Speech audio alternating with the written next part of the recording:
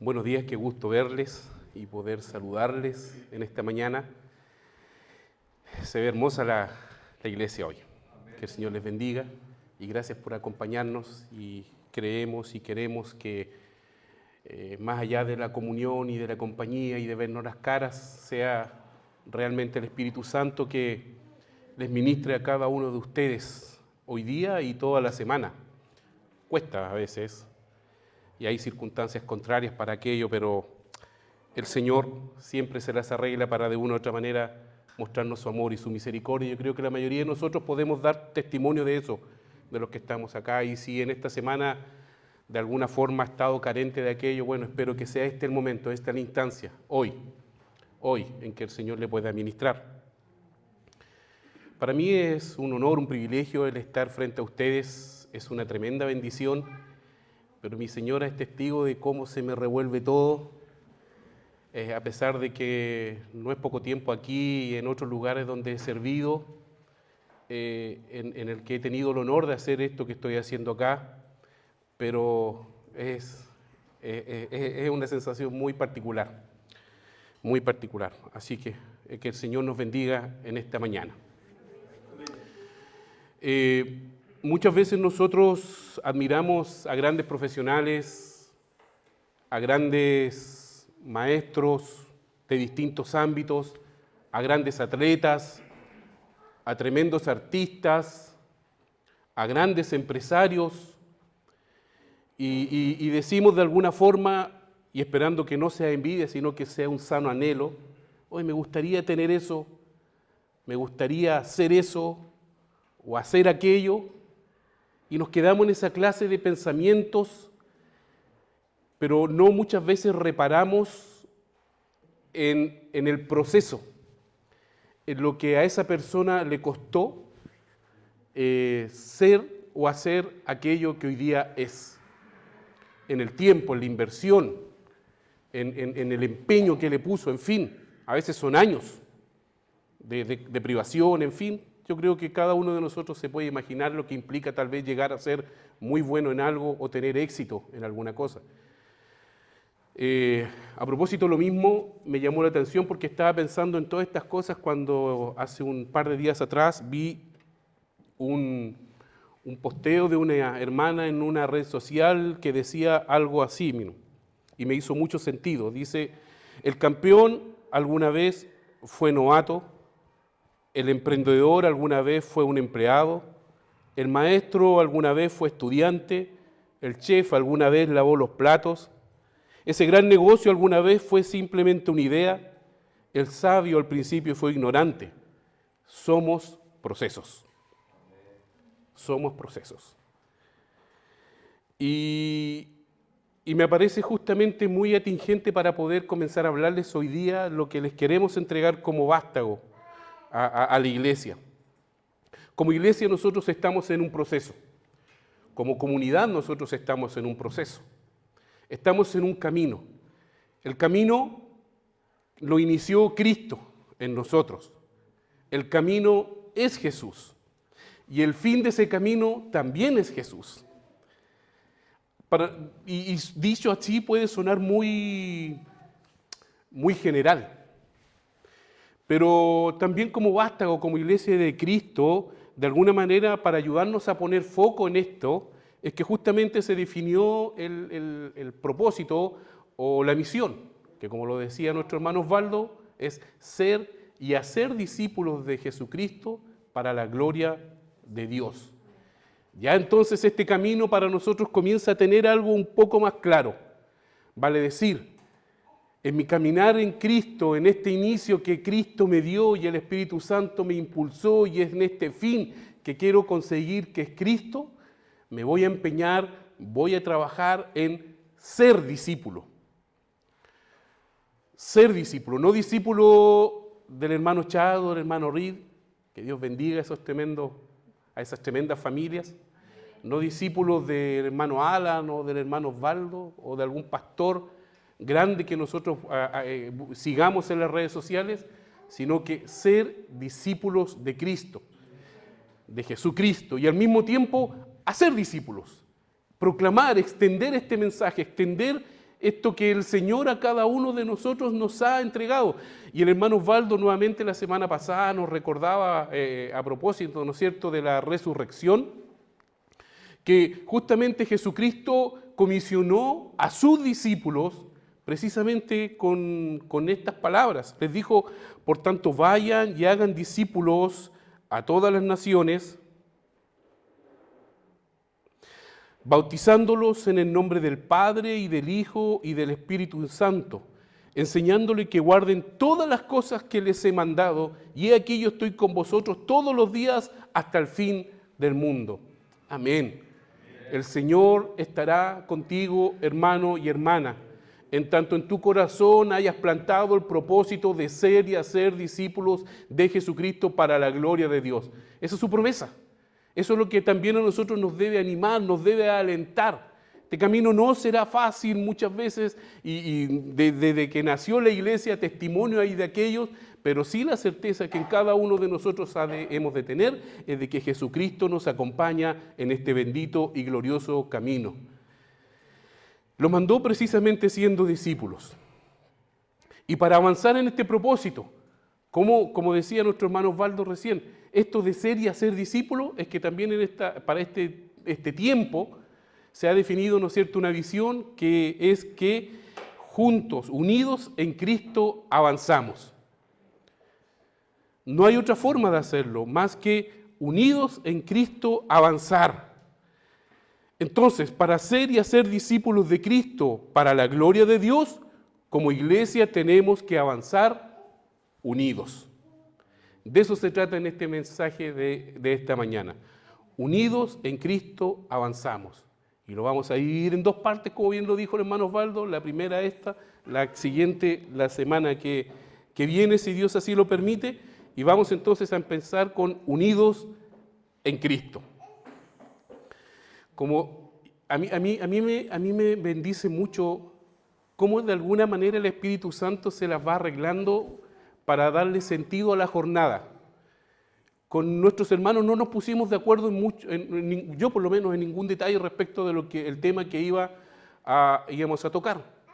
Sin embargo, nuestra hermana, ¿no es cierto?, que estaba iniciando en la mañana en la alabanza, citó un salmo, el Salmo 133, que tiene que ver justamente con esto. Mirad cuán bueno y delicioso es que los hermanos habiten juntos y en armonía.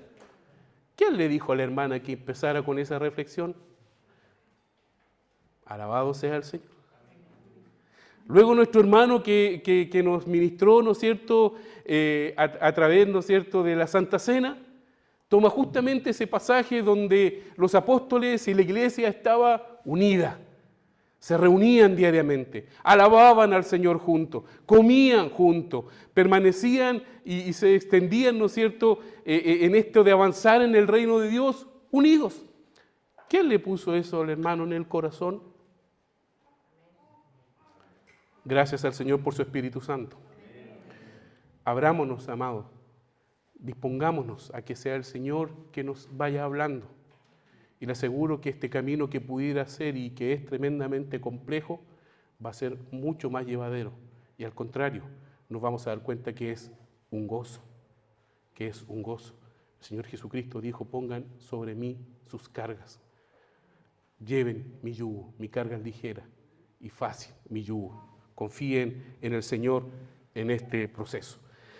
Para avanzar y continuar entonces a ser y a ser discípulos de Jesucristo, es que nosotros, amados, tenemos que estar unidos.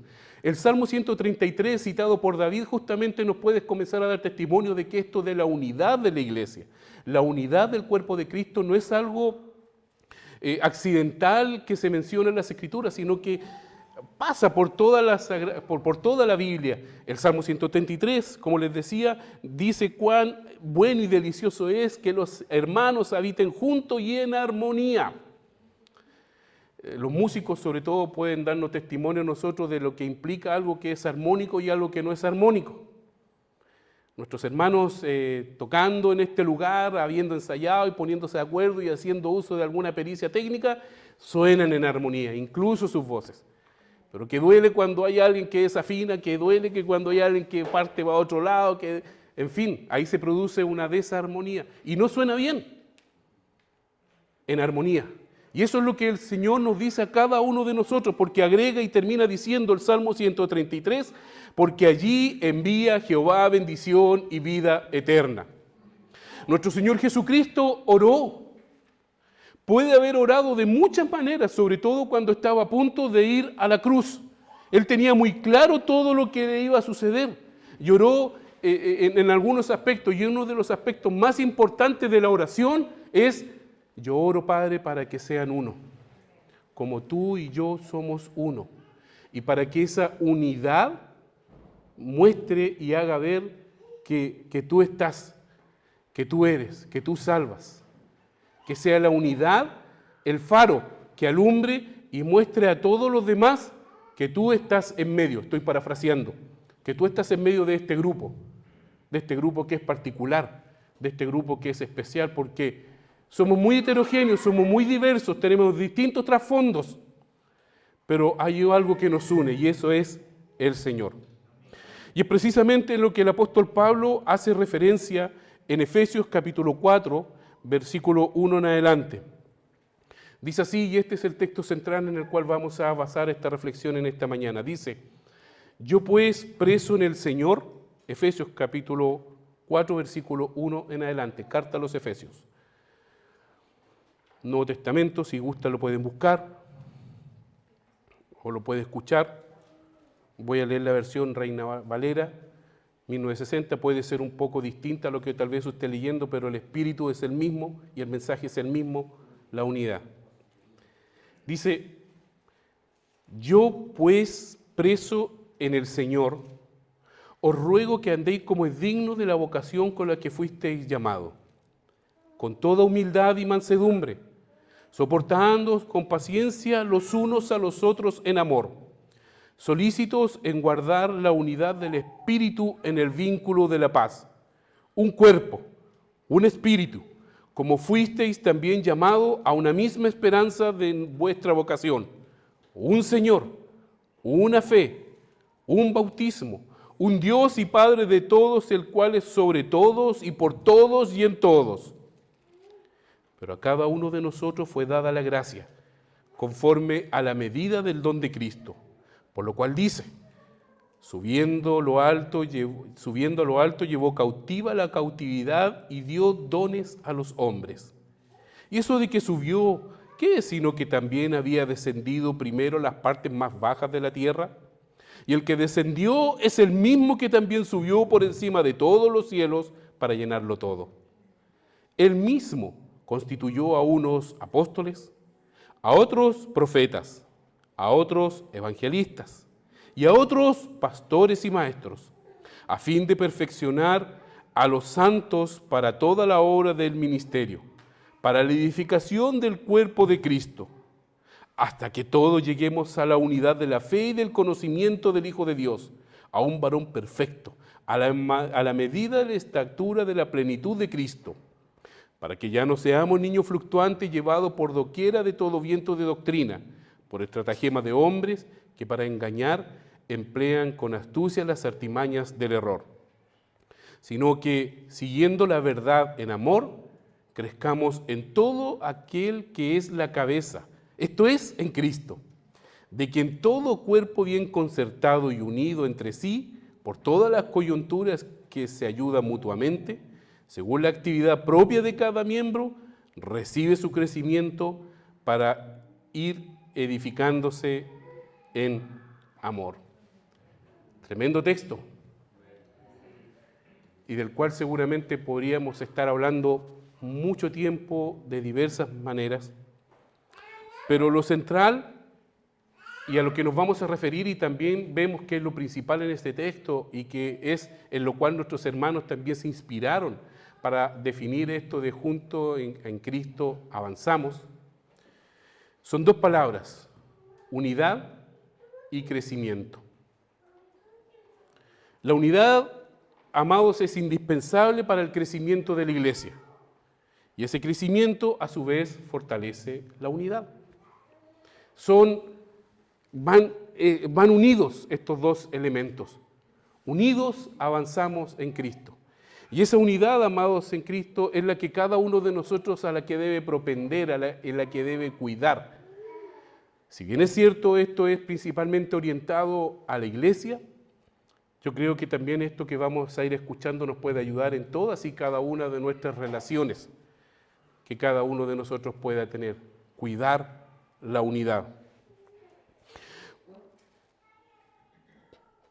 Por medio de la cruz, es lo que de alguna manera define Pablo en la misma carta de los Efesios capítulo 2, es que cada uno de nosotros hemos sido reconciliados con Dios, sin importar la raza, sin importar la nacionalidad, sin importar el color o el trasfondo que cada uno de nosotros tenga, pasando a ser uno solo en Cristo Jesús, nuestro Señor y Salvador. Y ahora nosotros como iglesia somos los que debemos manifestar esta unidad. Por eso Jesús oró y dijo: Señor Padre, yo te ruego que sean uno. Y nosotros debemos ser participantes activos de esa oración. Debemos ayudar, debemos ponerle empeño, debemos ponerle conciencia y entendimiento para que esto así sea. Porque las artimañas del enemigo no son pocas.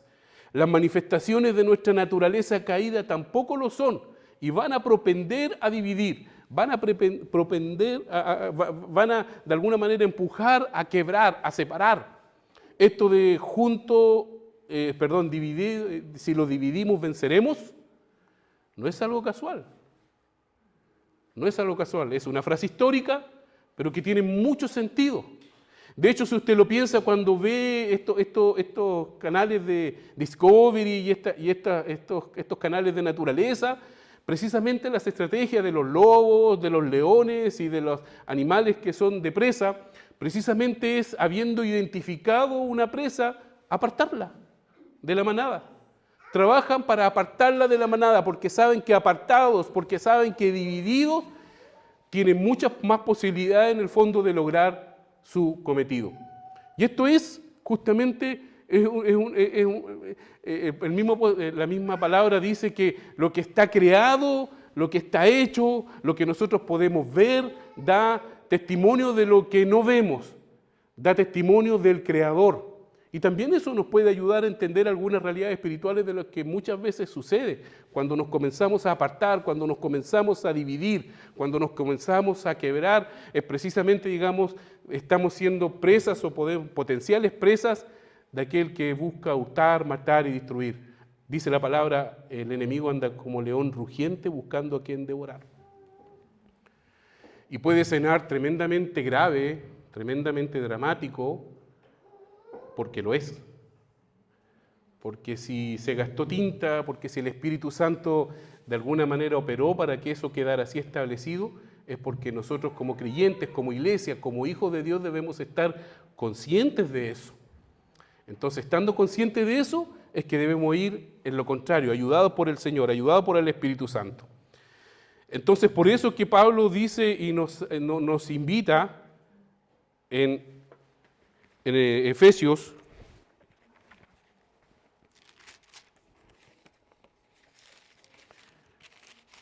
capítulo 4, después de los primeros 3 capítulos de la carta, haber desplegado, ¿no es cierto?, un torrente de verdades espirituales que yo creo que le haría muy bien, si le puedo, si puedo de alguna manera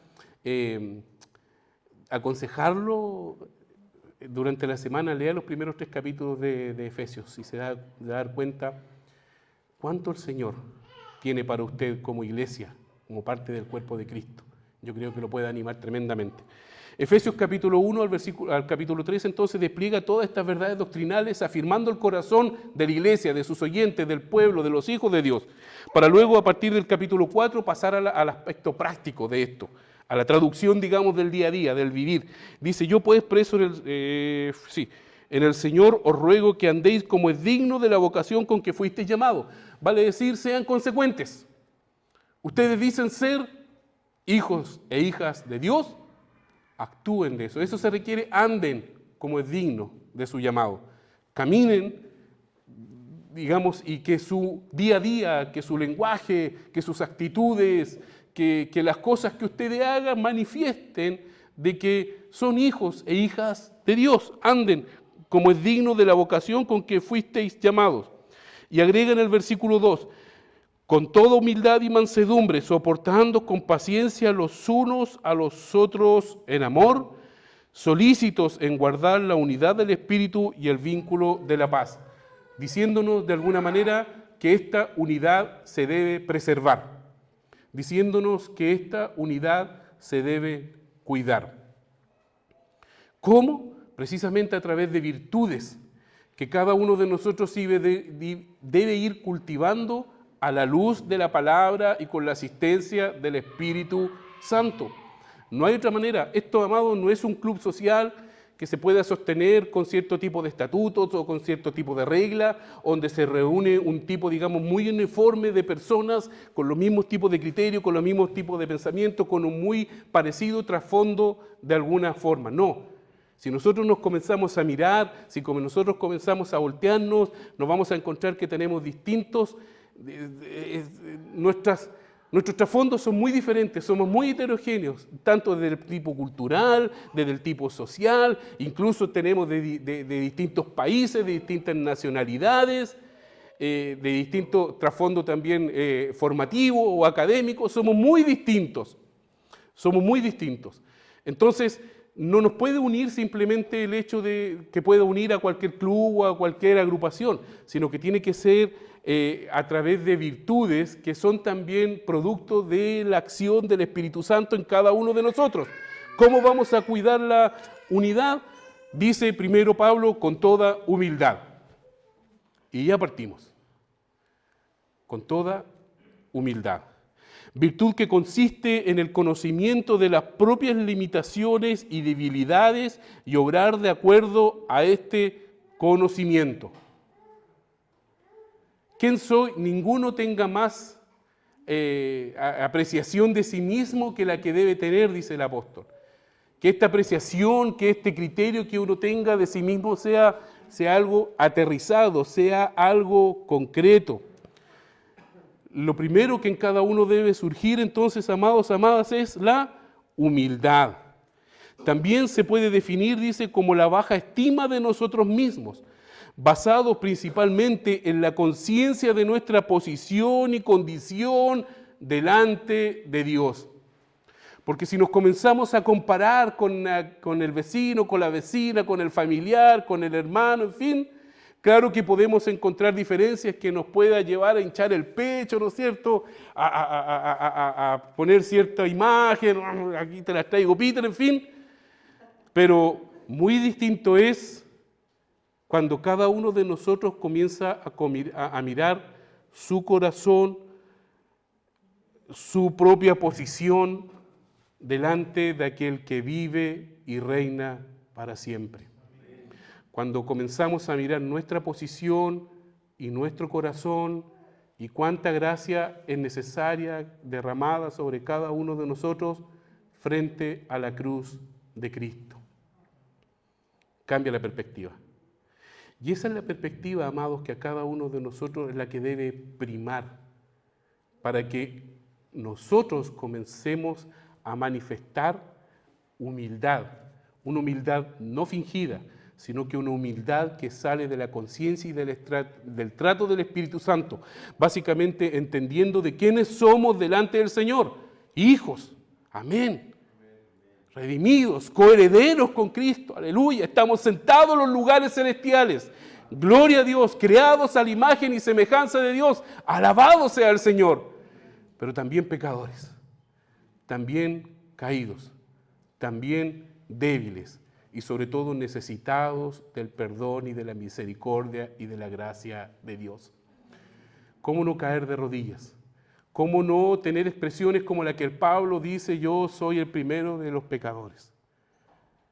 No sé si no es que eso haya nacido de una tasación y que él haya comenzado a estimar cuáles eran los pecados de Pablo, cuáles eran los pecados de Juan, cuáles eran los pecados de Pedro, cuáles eran de Timoteo. No. Lo que él simplemente miró es su posición delante de Dios y cuánta necesidad tiene de él permanente y diariamente para decir yo tengo que ser el primero porque, wow, como dice la palabra, al que mucho se le perdona, mucho ama. Entonces, que sea esta virtud, como dice la palabra en Efesios capítulo 4, versículo 2, con toda humildad. El mismo Efesios capítulo 3, versículo 8, Pablo escribe: a mí que soy menos que el más pequeño de todos los santos. Tal vez el pensamiento moderno diría claramente que este hombre tiene un problema de autoestima y necesita ser tratado. No puede enfrentar el mundo con esa actitud, con esa disposición, el mundo se lo va a comer. ¿Cómo que el más pequeño? Y ya nosotros vemos lo que escribió y todo lo que hizo este hombre, era un gigante. Pero lo hacía nuevamente considerando y entendiendo de que él era solo merecedor de la gracia y del amor de Dios, y que podía tal vez ser grande o no delante de los demás, pero delante de Dios, un pequeñito necesitado de la mano del Padre, un pequeñito necesitado del abrazo y de la misericordia y del perdón de Dios. Bendito sea el Señor. Por eso Jesucristo dijo en la bienaventuranza: bienaventurados los pobres de espíritu. Y no se trata de una persona apocada o aplastada por la timidez, y tampoco debemos pensar en un ser humano, como le decía, privado de dignidad. No, el hombre fue creado a la imagen y semejanza de Dios. Es un ser, una creación de Dios particular y especial. Por mucho que la asociación de animalistas nos quiera decir lo contrario, no. El ser humano es dotado de una dignidad particular y especial. Jesucristo no murió por los animales, son bellos, son hermosos, son una tremenda compañía. Yo tengo una gatita que es re simpática. Pero nada se compara a la dignidad que Jesucristo, nuestro Señor, le dio, que Dios le dio a cada uno de ustedes, amados y amadas. Y si dudan de esa dignidad, y si piensan de alguna manera, ¿será que sí, será que no? Por favor, cierre sus ojos y que el Señor le muestre a la cruz ensangrentada,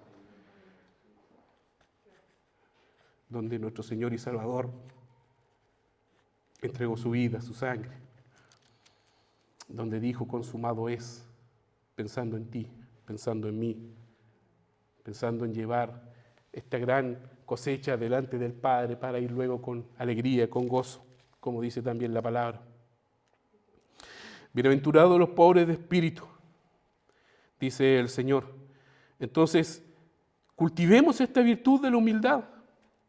Ser pobre de espíritu es reconocer la realidad de nuestra condición caída y pecadora, y que nada merecemos delante de nuestro Hacedor, y que todo lo que recibimos lo recibimos por gracia, por misericordia. En 1 Corintios capítulo 4, Pablo, haciendo justamente alusión a la falta de humildad hacia la iglesia y tratando a la iglesia, dice lo siguiente: hermanos, 1 Corintios capítulo 4, hermanos, a partir del versículo 6, les hablo estas cosas por su propio bien y poniendo como ejemplo a Apolo y a mí mismo. Lo digo para que de nuestro ejemplo aprendan ustedes a no ir más allá de lo que está escrito, para que nadie se hinche de orgullo, favoreciendo a uno en perjuicio de otro. Pues ¿quién te da privilegio sobre los demás? ¿O qué tienes que Dios no te haya dado? Y si te lo ha dado, ¿por qué presumes como si lo hubieras conseguido por ti mismo?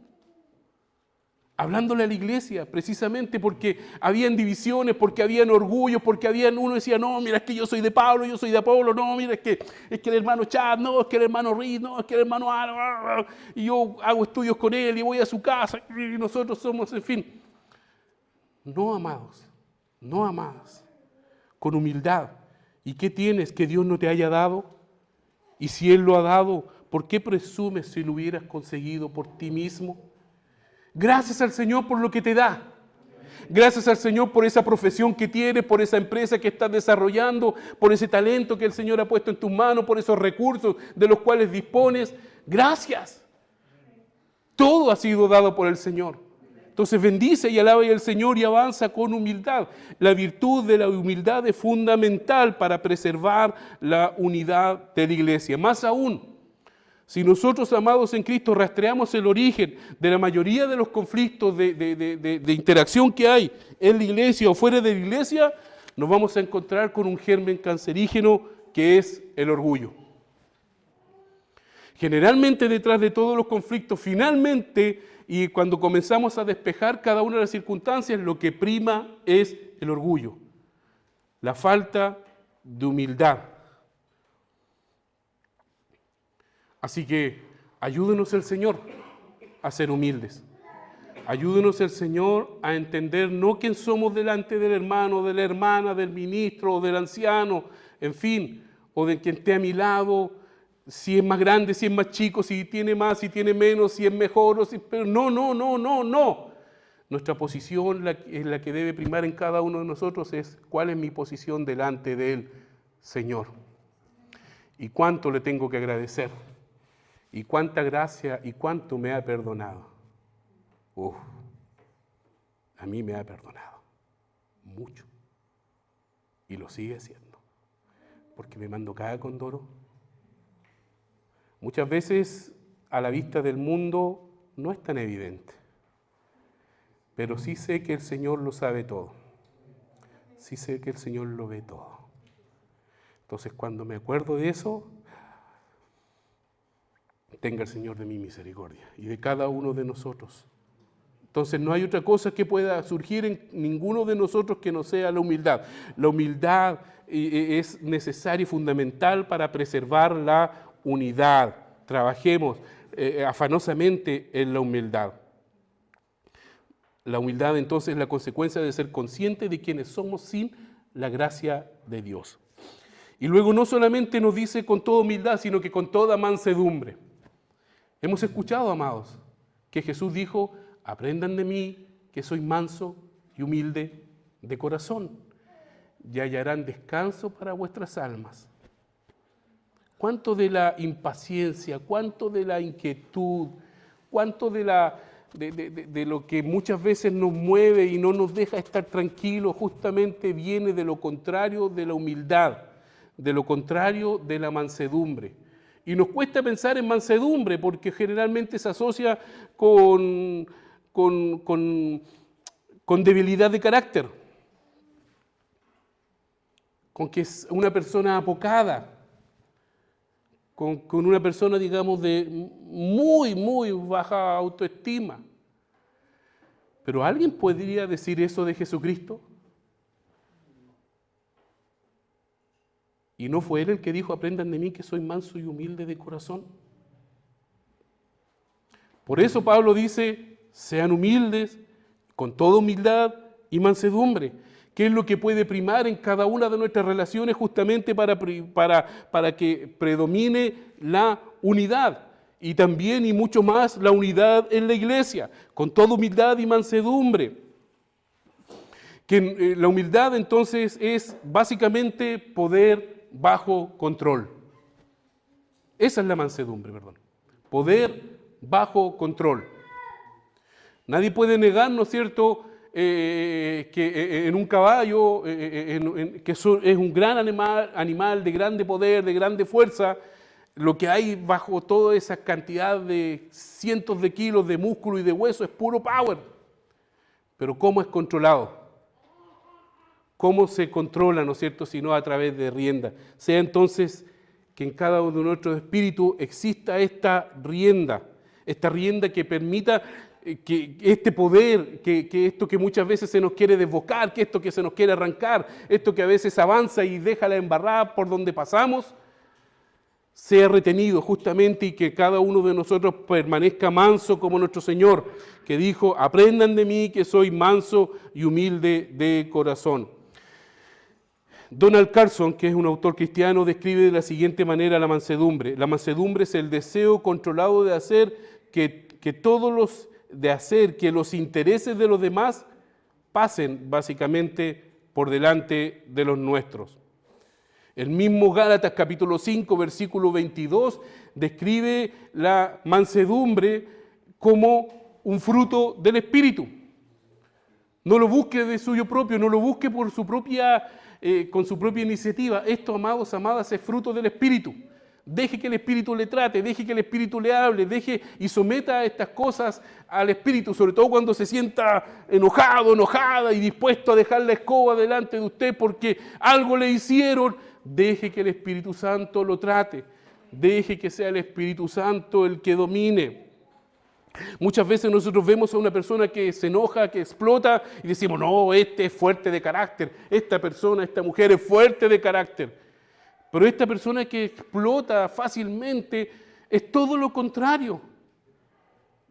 sin ningún autocontrol, sin ninguna rienda, absolutamente débil y sujeto, ¿no es cierto?, a estos vientos de emociones que muchas veces a algunos de nosotros nos pueden, ¿no es cierto?, embargar, producto de las circunstancias que podamos estar viviendo. Tenga el Señor misericordia. Dice Proverbios capítulo 25, 28, como ciudad derribada y sin muro es el hombre cuyo espíritu no tiene rienda. Pongamos rienda, amados, amadas, a nuestro espíritu y que sea el Señor el que lo haga, de tal manera de que se preserve la unidad. Unidad, unidos en Cristo, avanzamos. No solamente lo espiritual, no solamente como vástago, sino que creo que esto puede servir para muchos ámbitos de nuestra vida. Mansedumbre, humildad. Si en nosotros se manifiesta esto de esta falta de humildad, es algo en lo que cada uno también debe trabajar con la asistencia y la bendición del Espíritu de Dios. La persona mansa debe tener la capacidad de pensar bíblicamente ante la adversidad y la presión, amparado de la gracia y del poder de Dios, pensando más que en Él, pensando básicamente en el reino de Dios. ¿Cómo se ve la mansedumbre? Filipenses capítulo 1, versículo 12 en adelante. Mire lo que dice Pablo, mire cómo escribe. Quiero que sepan, hermanos, que las cosas que me han sucedido han redundado más bien para el progreso del Evangelio. Él estaba preso. Dice, de tal manera que mis prisiones se han hecho patente en Cristo y en todo el pretorio y a todos los demás y la mayoría de los hermanos, cobrando ánimo en el Señor con mis prisiones. Se atreven mucho más a hablar sin temor. Algunos a la verdad predican a Cristo por envidia y contienda, pero otros lo hacen por buena voluntad. Los unos anuncian a Cristo por contención, no sinceramente, pensando en añadir aflicción a mis prisiones, pero los otros por amor, sabiendo que estoy puesto para defensa del Evangelio. ¿Qué pues? Que no obstante, de todas maneras, por pretexto o por verdad, Cristo es anunciado. Pablo tenía toda la razón para alegar. Pablo tenía toda la razón para quejarse. Estaba en una cárcel que de 2000 años, hace 2000 años atrás, si una cárcel hoy día es, no sé si usted ha tenido la posibilidad de entrar a uno de esos recintos penitenciarios. Nosotros sí en alguna ocasión también con algún trabajo, digamos, de cristiano. Y imagínense 2000 años atrás. Y Pablo estaba ahí y dice, ¿saben qué? Con mansedumbre en su corazón decía, lo importante es que como lo que me está pasando, muchos más están hablando de Cristo. Con lo que está pasando, muchos más están predicando el Evangelio. Con lo que están hablando, el reino de Dios, con lo que me está sucediendo, el reino de Dios se está extendiendo.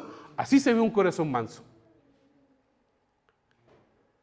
Jesús en la cruz, Padre, perdónalos porque no saben lo que hacen. Esteban, cuando estaba siendo apedreado, Padre, ten misericordia de ellos porque no saben lo que hacen. Mansedumbre proveniente del Espíritu de Dios. Y esto no es exclusivo de algunos o de algunas, es para ti, amado, es para ti, amada. Porque así lo señala Gálatas, esto es fruto del Espíritu. El fruto del Espíritu es amor, gozo, paz, longanimidad, benignidad, bondad, fe, mansedumbre, templanza. Contra tales cosas no hay ley. ¿Cuántos problemas se dan precisamente porque queremos hacer prevalecer nuestra opinión? Porque hay de todo en nuestro corazón menos mansedumbre. Tenga el Señor misericordia. Juntos en Cristo avanzamos, unidos en Cristo avanzamos, con toda humildad y mansedumbre, soportándonos con paciencia. Soportándonos con paciencia. La paciencia también es otra virtud que en cada uno de nosotros debe aflorar como manifestación y fruto del Espíritu Santo, pero también como una disposición intencional, sobre todo cuando se trata de la casa de Dios, sobre todo cuando se trata de la iglesia. Muchas veces nos van a decir cosas que no nos gustan. Muchas veces vamos a tener experiencias que tal vez no están dentro de lo que nosotros creemos o queremos que sean.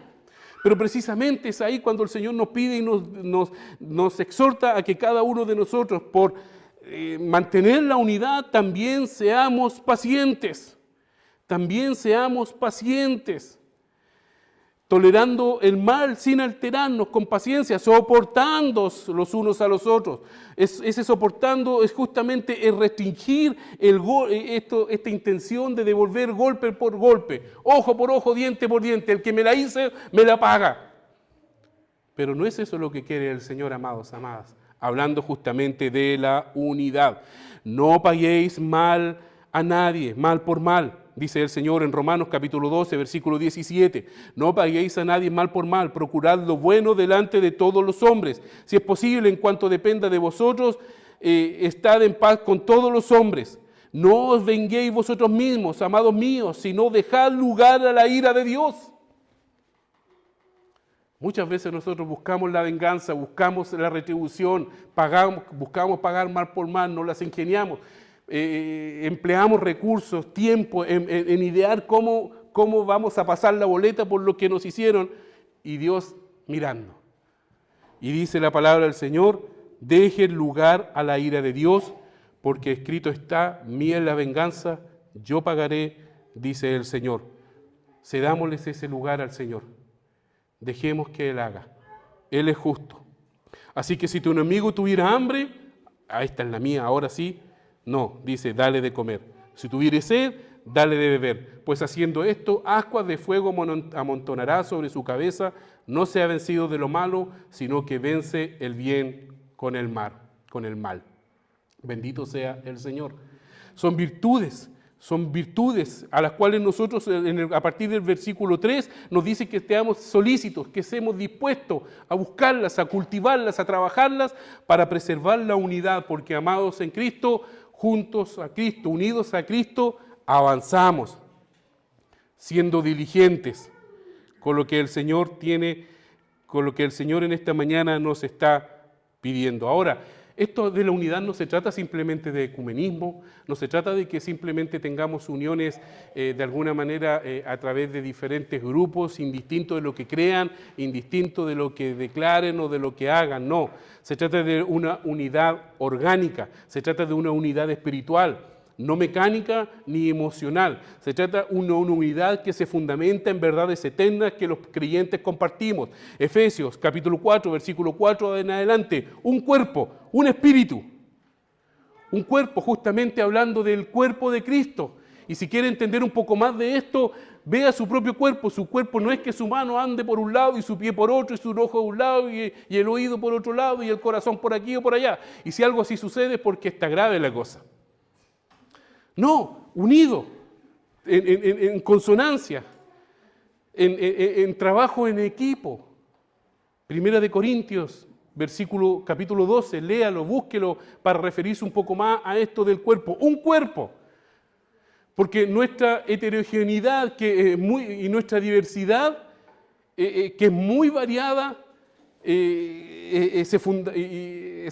la unidad de la iglesia va por sobre esa heterogeneidad, por sobre esa variedad, esa diversidad que existe en medio de nosotros, de diferentes trasfondos, como les decía, culturales, sociales, económicos, en fin, raciales, si lo quiere decir o lo quiere pensar.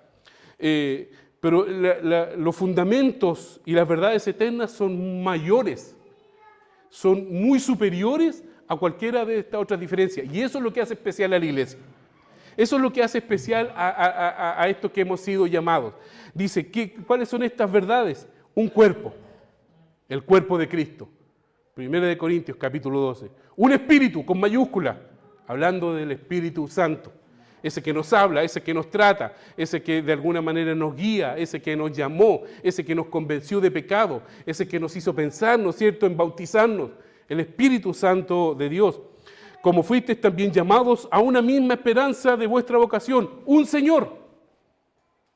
Muy distintos cada uno de nosotros, pero el Señor es el mismo, nuestro Señor y Salvador. Y todo eso a cada uno de nosotros nos debe unir. Una fe en nuestro Señor y Salvador Jesucristo, en nuestro Padre que está en los cielos, en la acción del Espíritu Santo. Un bautismo, que es esta manifestación, ¿no es cierto?, pública, la que con muchos de nosotros hemos de alguna manera de la que hemos participado. Un solo bautismo, un Dios y Padre de todos. el cual es sobre todos y por todos y en todos. Bendito sea el Señor. Pongamos también estas verdades que son las que van a fundamentar la unidad, para que unidos en Cristo avancemos este tiempo. Quiero terminar hablando precisamente en Juan capítulo 17, versículo 20, para que se quede esto en su corazón, que fue precisamente la oración de Jesús. Dice así el Señor: mas no ruego solamente por estos, hablando, ¿no es cierto?, de lo que lo estaban acompañando momentos previos antes de ir a la cruz. Dice, mas no ruego solamente por esto, sino también por lo que han de creer en mí por la palabra de ellos, lo que aquí está escrito, para que todos sean uno, como tú, oh Padre, en mí y yo en ti, que también ellos sean uno en nosotros, para que el mundo crea que tú me enviaste. La gloria que me diste, yo les he dado para que sean uno, así como nosotros somos uno. Yo en ellos, amén.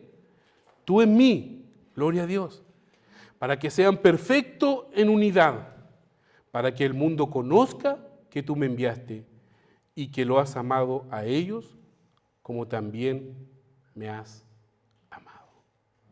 Es la unidad la que va a hacer esto. Es la unidad, amados, la que nosotros debemos cuidar. No le demos lugar al diablo. Cuando comiencen el chismecito, cuando se comience el rumor, cuando se comience la crítica sin fundamento, cuide la unidad. Hablemos las cosas de frente, seamos transparentes, tratémoslas con quien tengamos que tratarlas, en humildad, con mansedumbre, pero tratémosla. No le demos el lugar al diablo, mantengamos la unidad, porque unidos a Cristo avanzamos. Oremos al Señor.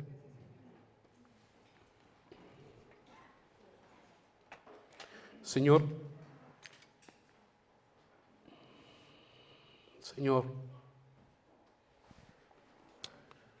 son tantas las cosas que muchas veces se levantan para desunirnos, para separarnos. No es distinto a lo que tú también declaras de respecto del matrimonio, cuando se dice lo que ha unido Dios, no lo separe el hombre. Tú, Señor, al igual que el matrimonio, nos has unido como cuerpo de Cristo. Tal vez en otras circunstancias ni siquiera nos hubiéramos conocido como personas. Son tan distintos los trasfondos de los cuales venimos, son tan distintas, Señor, las circunstancias por las que hemos caminado. No obstante aquello, Señor, tú nos has unido. Y te alabamos, y te bendecimos, y te exaltamos, porque hoy día somos uno solo para ti, Señor. Porque de aquí tú también estás formando parte de tu cuerpo. Somos iglesia, Señor. Somos tu familia, somos tus hijos, Señor. Ahora, Señor, ayúdanos a que en cada uno de nosotros estas virtudes de mansedumbre, de humildad, de paciencia, Señor, de amor, frutos del Espíritu nazcan en nosotros para poder, Señor, avanzar. Haznos propensos a la unidad. Gracias por las instancias que nos entregas en este lugar, Señor, en los grupos pequeños, en las reuniones dominicales, Señor, en las juntas de diferentes grupos, coros, Señor, hombres, mujeres. Gracias, Señor, por cada una de las instancias, que cada uno de nosotros también busque participar a través de estas circunstancias, Señor, pero sobre todas las cosas a mantener la unidad en ti.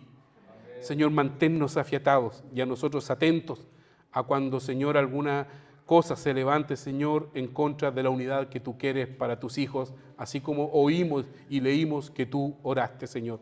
Es tu voluntad para nosotros. Ayúdanos a esforzarnos para hacer tu voluntad. En el nombre de Jesús. Amén.